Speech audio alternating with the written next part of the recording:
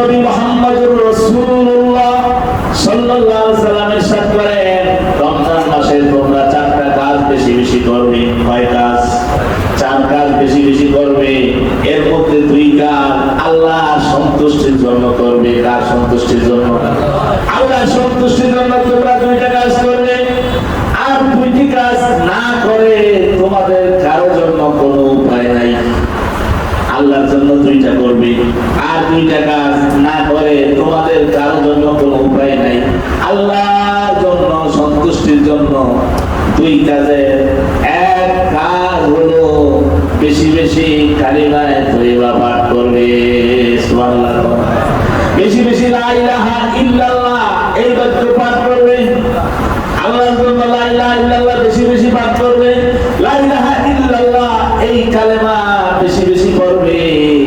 হযরত মুসা আলাইহিস সালাতু ওয়াস সালাম আল্লাহ রাব্বুল আলামিনকে প্রশ্ন করেছেন, আল্লাহ আপনি আমাকে এমন একটা দোয়া শিক্ষা দিন আমি যেটা দিয়া আপনার নৈকট্য অর্জন করব, আপনার কাছে দোয়া করব, আপনার কাছে আপনার নিকটে পৌঁছে যাব। আপনি আমাকে পার্সোনাল ভাবে আমাকে একটা দোয়া শিক্ষা দিন। আল্লাহ বলেন, মুসা তুমি লা ইলাহা ইল্লাল্লাহ পাঠ করো। লা ইলাহা ইল্লাল্লাহ তুমি বলো। মুসা আলাইহিস সালাম বলেন, আল্লাহ এই লা ইলাহা ইল্লাল্লাহ সবাই তো পারে, সবাই তো বলে, আমি স্পেশাল একটা দোয়া চাচ্ছি যেটা শুধু আমার জন্য খাস হবে, আমি বলবো আর আমি আপনার নৈকট্য অর্জন করবো। সুবহানাল্লাহ। আল্লাহ বলেন, মুসা তুমি কি জানো এই কালিমার ওয়েট কত, ওজন কত? তোমার কি জানা আছে? সপ্তমক আকাশ সপ্তমক জমিনকে যদি এক পাল্লায় রাখা হয়, আর এই কালিমার পাল্লা লা ইলাহা ইল্লাল্লাহকে যদি এক পাল্লায় রাখা হয়, লা ইলাহা ইল্লাল্লাহ এই কালিমার পাল্লাই ভারী হবে। সুবহানাল্লাহ। এই কালিমার ওজন আছে না নাই? ওয়েট আছে না নাই? আল্লাহ নবী বলেন, মান ক্বালা লা ইলাহা ইল্লাল্লাহ দাখালাল জান্নাহ। যে ব্যক্তি লা ইলাহা ইল্লাল্লাহর সাক্ষ্য দিবে সে আল্লাহর জান্নাতে প্রবেশ করবে। সুবহানাল্লাহ। অপর হাদিসে আল্লাহ নবী বলেন, মান ক্বালা লা ইলাহা ইল্লাল্লাহ তুফলিহু। যে ব্যক্তি লা ইলাহা ইল্লাল্লাহ পাঠ করেছে সে সফলকাম হয়ে গেছে। একটা কাফের সারা জীবন ৬০ থেকে ৭০ বছর পর্যন্ত কুফরির মধ্যে অতিবাহিত করেছে, কিন্তু শেষ বয়সে এসে ঘোষণা করেছে আশহাদু আল্লা ইলাহা ইল্লাল্লাহ ওয়া আশহাদু আন্না মুহাম্মাদার রাসূলুল্লাহ। এই কালিমা ঘোষণা করার সাথে সাথে আল্লাহ তার পূর্বের সকল গুনাহগার মাফ করে দিয়েছেন। সুবহানাল্লাহ। এই কালিমা কেমন কালিমা? মুসা আলাইহিস সালাম লা ইলাহা ইল্লাল্লাহ বলে যখন লোহিত সাগরের মধ্যে লাঠি দিয়ে আঘাত করেছেন, আল্লাহ কুদরতি ভাবে লোহিত সাগরের মধ্যে মুসা আলাইহিস সালামের জন্য 12টা রাস্তা তৈরি করে দিয়েছেন। সুবহানাল্লাহ। তাহলে লা ইলাহা ইল্লাল্লাহ পাওয়ার আছে না নাই? আছে, কিন্তু আমরা পড়ি। এটা এমন এক কালিমা, আদম আলাইহিস সালাতু ওয়াস সালাম যখন ভুল করেছেন, যখন গন্ধম গাছের ফল খেয়ে ফেলেছেন, জান্নাতের মধ্যে দৌড়াদৌড়ি করতেছেন, কান্নাকাটি করতেছেন, জান্নাতি পোশাকগুলো শরীর থেকে খুলে পড়ে গিয়েছে, আল্লাহর কাছে কান্নাকাটি করেন। আফসা আল্লাহ তাআলার কাছে ৩৫০ বছর কান্নাকাটি করেছেন। ৩৫০ বছর কান্নাকাটি করার পরে আল্লাহকে বলেন, আল্লাহ তোমার নামের পাশে আরশের খুঁটিতে একটা নাম দেখা যায়, হে আল্লাহ এই নামের উসিলা দিয়া আমি তোমার কাছে মাফ চাইতেছি, ক্ষমা চাইতেছি, আল্লাহ তুমি আমাকে মাফ করে দাও। আল্লাহ বলেন, হে আদম যদি শুধুমাত্র আমার এই বন্ধুর নামের উসিলা দিয়ে যদি আমার কাছে মাফ চাইতি, এই ৩৫০ বছর কান্নাকাটি করা লাগতো না, আমি তোর জিন্দেগীর সকল গুনাহটা মাফ করে দিতাম। সুবহানাল্লাহ। আদম আলাইহিস সালাম বলেন, আল্লাহ আরশের খুঁটিতে আপনার নামের পাশে একটা নাম দেখা যায়, লা ইলাহা ইল্লাল্লাহু মুহাম্মাদুর রাসূলুল্লাহ। আল্লাহ এটা আপনার কোন বন্ধুর নাম হতে পারে। ও আল্লাহ এই নামের উসিলা দিয়ে আপনার কাছে মাফ চাই, ক্ষমা চাই, আপনি আমাকে মাফ করে দেন। সুবহানাল্লাহ। আদম আলাইহিস সালাম মাফ চেয়েছেন, আল্লাহ তাকে মাফ করে দিয়েছেন। দেখেন আদম আলাইহিস সালাম ভুল করেছে একটা, ইবলিস শয়তানও ভুল করেছে একটা, কিন্তু আদম আলাইহিস সালাম ভুল করে আল্লাহর কাছে মাফ চাইছে। আল্লাহ আমার ভুল হয়েছে, আমি বুঝতে পারি নাই, তুমি যে আমাকে বলেছো গন্ধম গাছের কাছে যাইতে না, ওই গাছের ফল খাইতে না, আল্লাহ আমি খেয়ে ফেলেছি। শয়তানের প্ররোচনায় খেয়ে ফেলেছে। আর শয়তানকে প্রতিজ্ঞা করেছে যে আদমের কারণে আমার ৬ লক্ষ বছরের ইবাদত বন্ধ করে দিলা, বরবাদ করে দিলা, সে আদমকে আমি জান্নাত থেকে বের না করে ছাড়বো না। ইবলিস শয়তান সেই সময় প্রতিজ্ঞা করেছে। ইবলিস শয়তান প্ররোচনাতে ওই গন্ধম গাছের ফল খাওয়াইছে।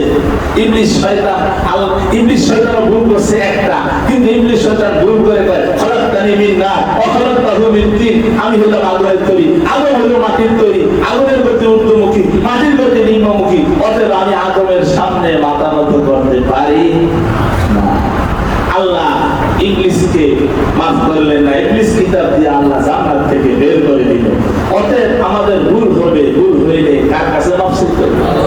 আদম আলাইহিস সালাম একটা ভুলের কারণে 350 বছর কান্নাকাটি করছে, আর আমরা কত ভুল করে আছি, কথা নয় ঠিক না ভাই? এই মজলিসে এরকম নাই যে কেউ পাপ করে নাই, না আছে? কোন পাপ হয়ে গেছে না? মানুষ হত্যা করি না এরকম লোক মনে হয় নাই, আছে? আপনি আমি জানি না, আসলে দেখেন তো মানুষ হত্যা করে আইছে। মদ গাঁজা খায় এরকম লোক মনে হয় নাই, সুদ খায় এরকম লোক মনে হয় নাই, ঘুষ খায় এরকম লোক মনে হয় মজলিসে নাই, না? বহুত আছে, বহুত আছে। আমরা কত ভুল করি।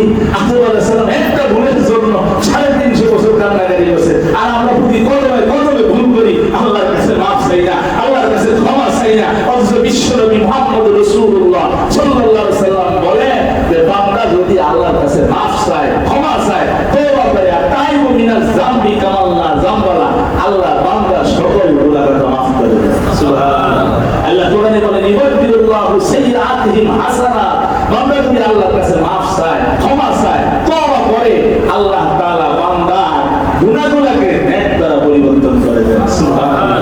সেই মাসটা আমাদের সামনে চলমান, এই মাসে লা ইলাহা ইল্লাল্লাহ আমরা বেশি বেশি পাঠ, এই কালিমাকে আমরা বেশি বেশি পাঠ করব।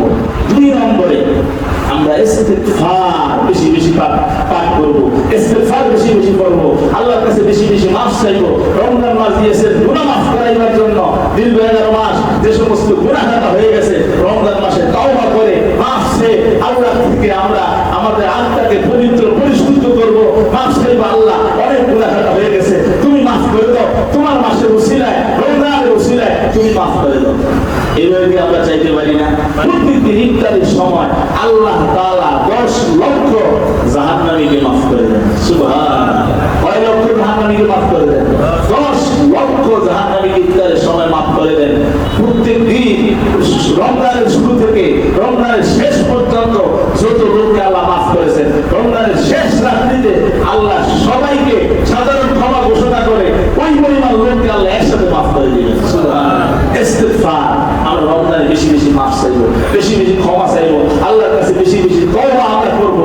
আল্লাহ গুনাহটা হয়ে গেছে, আল্লাহ গুনাহ করে ফেলেছি, আল্লাহ এই গুনাহ হয়ে গেছে, ওই গুনাহ হয়ে গেছে, তুমি রমজানের উসিলায়, তোমার এই মাসের উসিলায় তুমি আমাদেরকে মাফ করে দাও। এই দুইটা আমল আমরা কার সন্তুষ্টির জন্য করবো? আল্লাহর সন্তুষ্টির জন্য করবো। আর দুইটি আমল হচ্ছে যা না করে আমাদের কোনো উপায় নাই। এর মধ্যে একটা হইল আল্লাহর কাছে জান্নাত চাওয়া। কি চাওয়া? আল্লাহর কাছে জান্নাত চাওয়া এবং জাহান্নাম থেকে আল্লাহর কাছে মুক্তি চাওয়া। আল্লাহর কাছে জান্নাত চাওয়া। আল্লাহুম্মা ইন্না নাসআলুকাল জান্নাহ, আল্লাহ তোমার কাছে জান্নাত চাই, ওয়া নাউযু বিকা মিনান নার, এবং জাহান্নাম থেকে মুক্তি চাই। আল্লাহর কাছে সব সময় দোয়া করতে হবে, কান্নাকাটি করতে হবে, জাহান্নাম থেকে মুক্তি চাইতে হবে, বেশি বেশি আল্লাহর কাছে জান্নাত চাইতে হবে। রমজান মাস হলো আল্লাহর কাছে চাওয়ার মাস, রমজান মাস হলো আল্লাহ থেকে ক্ষমা নেওয়ার মাস, রমজান মাস হলো আল্লাহর কাছে তওবা করার মাস, রমজান মাস হলো নিজেকে পরিশুদ্ধ করার মাস, নিজেকে পবিত্র করার মাস হলো রমজান মাস। এজন্য রমজান মাসে বেশি বেশি আল্লাহর কাছে চাইবো, জান্নাত চাইবো, এবং গুনাহ থেকে গুনাহ থেকে তওবা করব এবং আল্লাহর কাছে ক্ষমা চাইবো, আল্লাহর থেকে ক্ষমা এই মাসে নিব। আল্লাহ নবী বলেন, যে ব্যক্তি রমজান মাস পায়া রমজান মাসে ইবাদত বندگی করিয়া নিজের গুনাহ মাফ করাইতে পারলো না, ওই ব্যক্তি হালাক হোক, ধ্বংস হোক। রমজান মাসে পায়া রমজান মাসে ইবাদত বندگی করিয়া গুনাহ মাফ করাইতে পারলো না, আল্লাহ নবী বলেন ওই ব্যক্তি হালাক হোক, ধ্বংস হোক। জিবরাইল সুসংবাদ দিয়েছেন, নবী আমিন বলেছেন। নবী কিন্তু কারো জন্য কখনো দোয়া করে না। আপনারা হাদিসের কিতাবে শুনেছেন, তায়েফে গিয়েছেন, তায়েফের ছোট ছোট বাচ্চারা হুজুরকে ইটার পাথর মেরে আহত করে ফেলেছে, হুজুরের পবিত্র শরীর থেকে রক্ত ঝরতেছে, হুজুরের পায়ের স্যান্ডেল পায়ের সাথে লেগে গিয়েছে। যেই শরীরে মশা মাছি বসে না, যেই শরীর মতো পবিত্র, যেই শরীরের মতো দামি শরীর আল্লাহ কোন আকাশে দিয়েছে, শরীরের উপরে নেই, সেই শরীরকে রক্তে রঞ্জিত করে ফেলেছে। আসমানের ফেরেশতারা, ইয়া রাসূলুল্লাহ, আপনি যদি অনুমতি দেন, দুই পাহাড়ের দুই পাশে যে দেখতেছেন দুইটা পাহাড়ের চূড়াকে একত্রিত করে কাফেরের মুশরিককে সাফ করে দেই। হুজুর বললেন, না, এদেরকে যদি শেষ করে দেওয়া হয় তাহলে আমি কার কাছে গিয়ে শুধু সেখানে বদদোয়া করেন নাই, বরং তাদের জন্য দোয়া করেছেন। আল্লাহর কাছে বলেছেন, ও আল্লাহ, এরা আমাকে চিনতে পারে নাই, এরা আমাকে বুঝতে পারে নাই, এরা আমার প্রতি ঈমান আনে নাই। হয়তো এদের ছেলে সন্তান থেকে এমন সন্তান দুনিয়াতে আনবে যারা আমাকে, আমার প্রতি ঈমান আনবে আর আপনাকে রব বলে বিশ্বাস করবে। সুবহানাল্লাহ। ইতিহাসে পাওয়া যায় আল্লাহ নবীর দোয়ার ফসল তাদের এই সন্তান বংশধর মুহাম্মদ বিন কাসেম, যিনি ভারতবর্ষে 17 বার আক্রমণ করেছেন, ভারতের সিন্ধু বিজয় করে ভারতের সিন্ধুতে ইসলামের পতাকা উড্ডীন করেছেন। সুবহানাল্লাহ। বিশ্বনবীর দোয়ার ফসল। তো হুজুর সেখানেও বদদোয়া করেন নাই, কিন্তু রমজান মাসে যে ব্যক্তি রমজান মাস হয়া রমজান মাসে ইবাদত বন্দেগী করিয়া নিজের গুনাহ মাফ করাইতে পারলো না, হুজুর তার জন্য কিন্তু কি করেছেন? বদদোয়া করেছেন। এজন্য এই মাসের গুরুত্ব আমরা দিব, এই মাসের গুরুত্ব আমরা দিব, এই মাসের কদর আমরা করব। এটা কিন্তু আগের উম্মতের উপরে এরকম ফরজ ছিল না, শুধুমাত্র আল্লাহ তাআলা আমাদের নেকের পাল্লাকে ভারী করার জন্য, আমরা যেন নেক কামাই করতে পারি, গুনাহ মাফ করাইতে পারি, এই জন্য আল্লাহ তাআলা এটা আমাদেরকে হাদিয়া স্বরূপ দিয়েছে। সুবহানাল্লাহ। এজন্য এই মাসটা কি কাজে লাগানো দরকার? না দিনের বেলায় হোটেলে পর্দা লাগিয়ে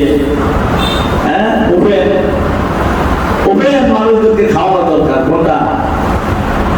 এর থেকে আর কি আছে অপরাধ? রমজানে দিনের বেলা সারা বছর হোটেলে কোনো পর্দা লাগে? পর্দা লাগায় না দিনের বেলা, হাতার উপরে পর্দার বিধান মনে হয় নাজিল হয়েছে নাকি? রোজাদারকে খাওয়া, এর থেকে কপাল পোড়া কে আছে? ওর জন্য আল্লাহর নবীর বদদোয়া। আল্লাহ নবী বলছেন না, রমজান ভাইয়া গুনাহ মাফ করাইতে পারলো না, হালাক হোক, ধ্বংস হোক। যে ব্যক্তি রমজান পায়, রমজানের ওপেন মানুষদেরকে খাওয়ায়, ও হালাক হবে, ধ্বংস হবে, এতে কোনো সন্দেহ নেই। যেন আল্লাহকে ভয় করে। এখন রমজান সামনে আছে, মাত্র কয়টি গেছে? মাসটার গুরুত্ব ফজিলত আমাদের বুঝতে হবে। কোরবানির মাধ্যমে যেন এই মাস অতিবাহিত না হয়, সেদিকে আমাদের লক্ষ্য রাখতে হবে। কথা বলেন ঠিক না ঠিক? আল্লাহ আমাদের বুঝার তৌফিক দান করুন, আমল করার তৌফিক দান করুন। আল্লাহ নবী বলেন, ইয়া আইয়ুহান নাস, হে লোক সকল, কদ আযাল্লাকুম শাহরুন আযীম, তোমাদের উপর মহান মাস, বিরাট মাস ছায়াপাত করতেছে। এটা এমন একটা মাস যেই মাসের সম্মানার্থে আল্লাহ রাব্বুল আলামিন জান্নাতকে সুসজ্জিত করতে থাকে। সুবহানাল্লাহ। এই রমজান মাসের জন্য জান্নাতকে সারা বছর আল্লাহ সাজাইতে থাকে।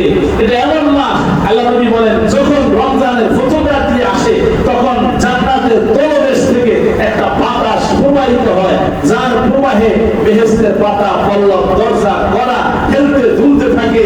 এমন একটা সুর উত্থিত হয় যেটা কোনোদিন কেউ শুনে নাই। জান্নাতি নাগর চক্ষু বিশিষ্ট হুরেরা জান্নাতের দরজায় এসে দাঁড়ায়া বলে, আল্লাহর কাছে বলে, আল্লাহর কাছে আবেদন করে, আমাদেরকে কে আছে বিবাহ করার? এইভাবে আল্লাহর কাছে জান্নাতি হুরেরা আবেদন করতে থাকে, কেউ কি আসো আমাদেরকে বিবাহ করার? এরপরে জান্নাতের দারোগা রেদওয়ানকে জিজ্ঞাসা করে, এটা কোন রাত্রি?